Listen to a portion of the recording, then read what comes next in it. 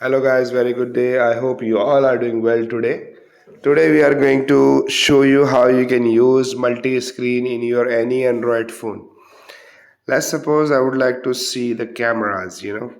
I do have the application that is for the cameras. Let's suppose I want to monitor something, but unfortunately, the device shows it's offline. Let's close it. And let's suppose I want to use and see how BTC is working today. So I choose BTC and then I look for the emails that I want to read it at the same time. So as I can see, I do have a lot of emails. I need to read it up and reply them, and I also need to see the BTC. So the first option is that I have to swap like this. I see this and then I go to email and I read it, and I don't want to miss even any single thing that is going on the trade. So what I do, I click on this, I click on this, I click on this option first, and I click on the top coin market cap. I select multi window, and then I add Gmail with that.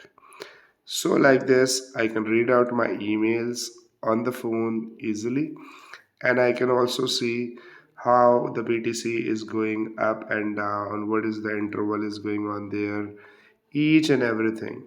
So like this, I can manage two tasks at the same time in the same phone.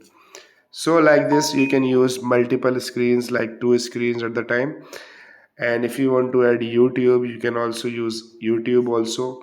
If you want to keep yourself updated with the price of Ethereum, BTC, or anything, you can do it. You can keep trying it on another applications also. I hope it will work well for you. So I hope guys you guys found this video helpful for your daily use, and I'm glad that I got the option to make you understand this thing. Please don't forget to like, share, and subscribe this channel. We'll keep you posted more informative things soon. Thank you very much, and have a great day ahead.